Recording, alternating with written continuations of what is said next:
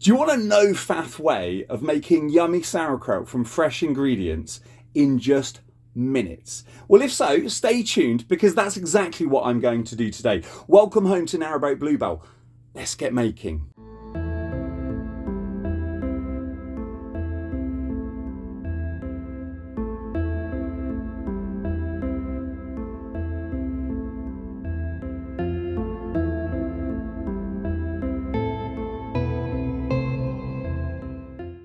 Making sauerkraut is incredibly simple. It's one of those things that I, for ages, really worried about, that I was going to create something which was inedible or even toxic, until I had a go. And really, it is just the leaping and having a go that makes all of the difference. You're going to need some really basic ingredients: a cabbage and salt. That's basically it. I add carrots to mine literally just to bulk it out a little bit, to add flavour and to add nutrition. You're also going to need a jar. I use these little flip top jars, which work absolutely great for me. And you're going to need a weight as well, because this is really important to keep the ingredients, the vegetables, below the brine, but I'll explain that in a little while.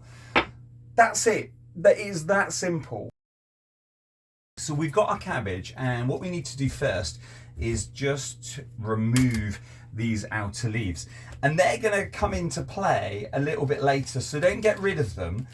Place them to one side, and then we'll use those in a bit. The first job that we need to do is take out this hard core in the center, and to do that we're literally just going to take our knife, slice it down the middle in half, and then into quarters,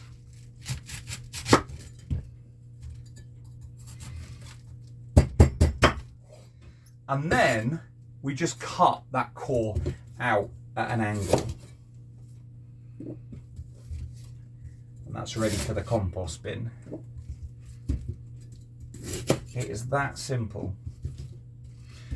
And dependent on how crunchy you like your sauerkraut, that's how you decide how thick you're going to cut it. Now, you could just go ahead and cut it, shred it with a knife if that's all you've got.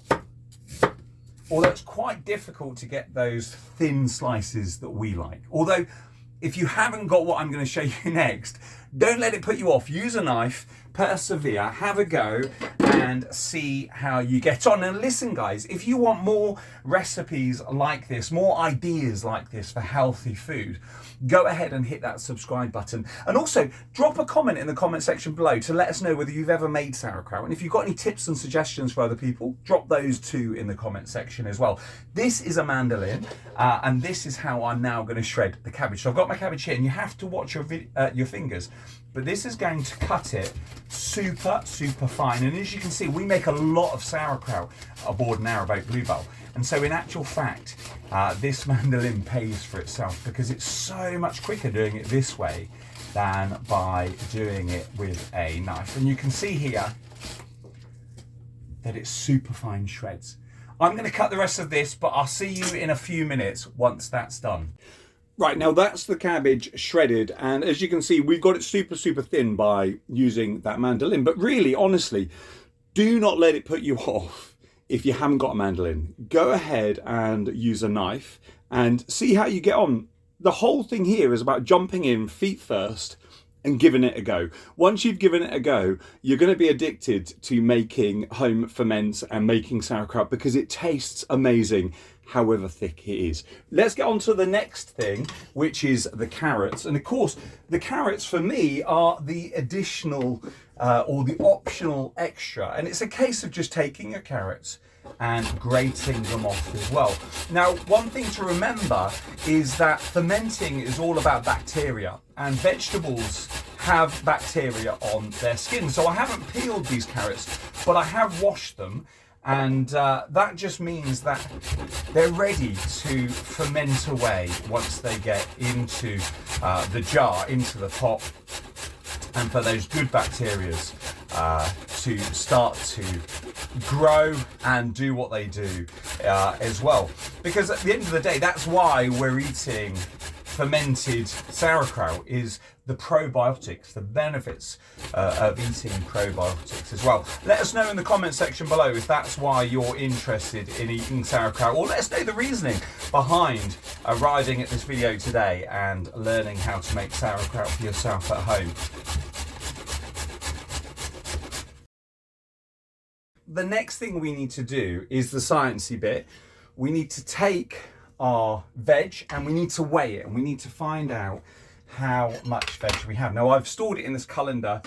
I now have this metal bowl, but as you can see, the metal bowl is just too big for my set of scales. So what I do is I set it up onto a glass. That's a little hack for you. And then what I do is I tear that out so that's 0. And then I'm just going to take the bowl, place it on top of the colander, tip it over, give it a little shake, take the colander off, and you can see now I've got all of the veg in this bowl. And if I stick the bowl onto the scale, that's going to tell me that we're dealing with 1,245 grams. 1, 2, 4, 5. Okay, so then I take my phone and I get my calculator up and I put in 1, 4, no, sorry, got that wrong, 1, 2, 4, 5. That's how many grams we've got. And then I'm going to times that by 0.02. And what that's doing is it's giving me 24.9, so 25.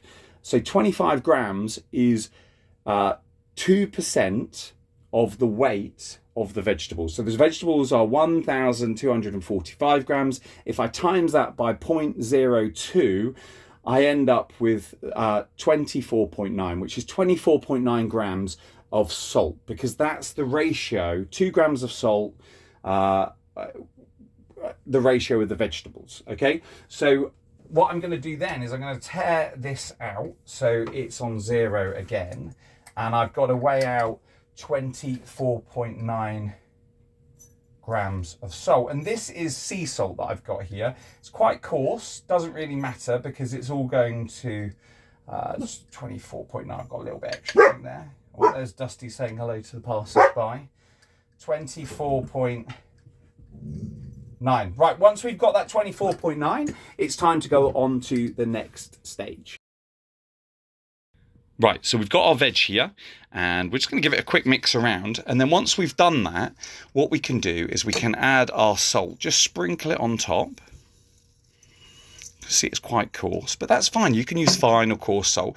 And then we're just going to get our hands in and we're going to massage that in. We're going to massage it for 2 minutes, so I'll check in with you once I've done that, and I'll show you how we're getting on. Right, now I've been massaging this for 2 minutes and you can already see, look, it's starting to get really moist in there as the juices from the cabbage are starting to escape, and it's basically beginning to sit in its own brine, which is exactly what you want. This is called dry salt fermenting, where you actually make the brine from the juice of the veg as opposed to adding water to the brine, which we'll do in other videos as well. Listen guys, if you are new to our adventures, we homeschool our 2 children, and it is fascinating for them to see where we're being watched from all over the globe. So if you are watching and you want to help us out and you want to help their geography, go ahead and comment in the comment section below to let us know where you're watching from, so that we can get the big atlas out and we can do a little bit of geography with them. But now that that's been massaged, I'm going to leave it for 20 minutes and I'll see you in 20 minutes time, and I'll show you the brine that would have developed, and then we'll work on getting this into its jar and getting its fermenting underway. Right, now 20 minutes has passed. You can start to see the brine that's being released from the sauerkraut, and we're pretty much ready to go ahead and put it into the jar. Make sure that your jar has been cleaned with hot soapy water and fully dried before you pack it with your fresh sauerkraut.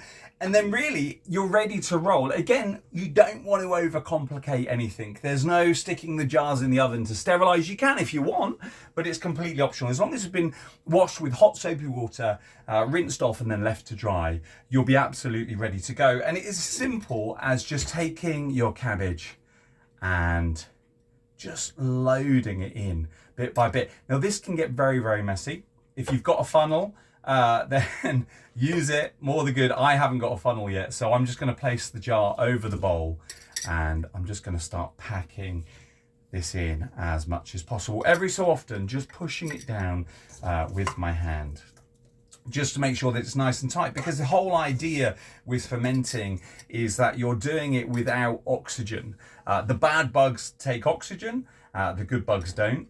And so therefore, by getting it as tight as you can in there, you're just going to allow those good bugs to thrive.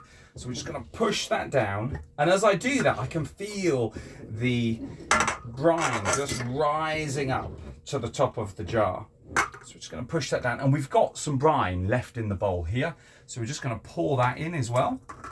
Get it all in, get every last little bit of loveliness and nutrition into the jar as possible. And then I'm just going to use, if I can find it, a rolling pin. Got a rolling pin here, just a wooden rolling pin.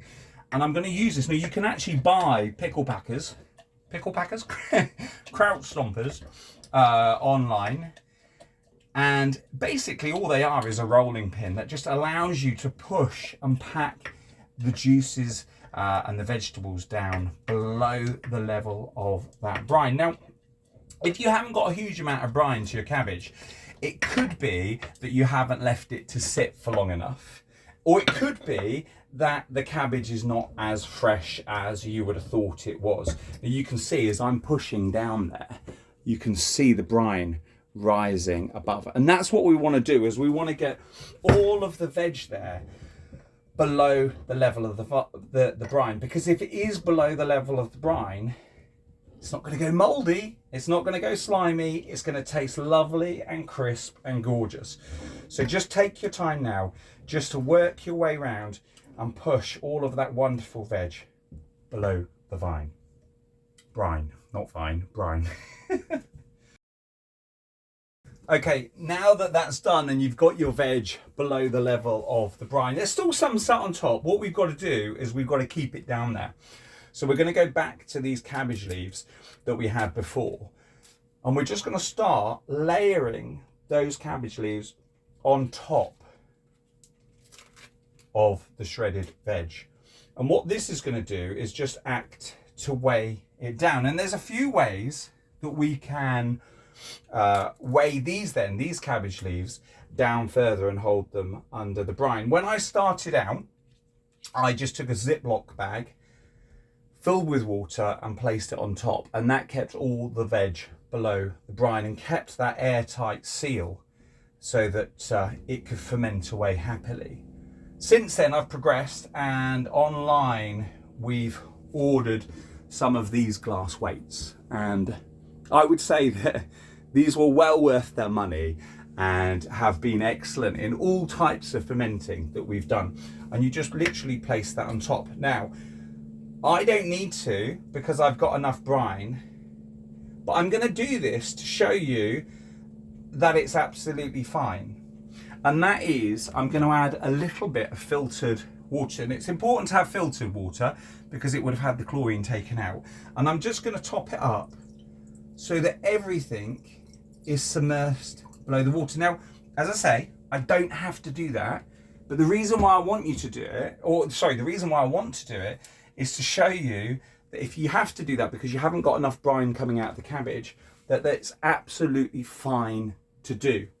That's it. It's done. It was that simple. All I need to do now is put it up on the shelf in the pantry, and each and every day I'm going to come out and I'm just going to open. I'm going to wait for it. It will start to fizz. Once it's done its fizzing, I'm going to close it back down again. Sometimes we open it 2 or 3 times a day, literally because we just want to see how it's doing. But as long as you do it once a day, you're not going to allow those gases to build up and you're not going to have any issues with it. The issue is literally just going to be that if there's too much gas in there, the glass might go pop. But that's going to take a huge amount of pressure to make that happen. So again, don't let it stop you from doing it. This one is going to sit for about 2 to 3 weeks. This one has been going for about 3 weeks now. And as you can see, it's a different color. It's a little bit lighter and it's ready to taste. So let's pop this one open, pop this one on the shelf, pop this one open and see what we get after 3 weeks of fermenting.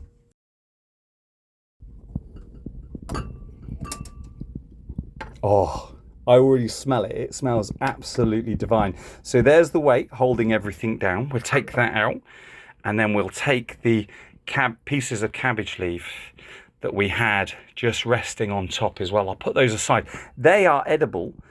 They are fermented, so don't waste those. You can certainly munch down on those as well. I'm just going to grab a fork and we'll load some of this out. There we go. So that's what you're left with. Yummy, yummy sauerkraut that looks, and I bet tastes absolutely amazing. Let's get some out in a bowl and let's give it a taste. Okay, so here we have it. Listen, guys, the whole point of me putting this video on today is to demystify sauerkraut and the making of sauerkraut. I hope that it's really inspired you, and if it has, offer me some encouragement and comment in the comment section below to let me know whether you're going to have a go. If you're not brave enough, also let me know in the comment section below why you're not, and let's start a conversation and see whether we can get you making yummy sauerkraut at home.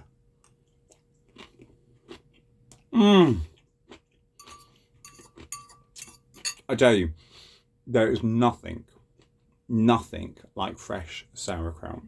It is delicious. If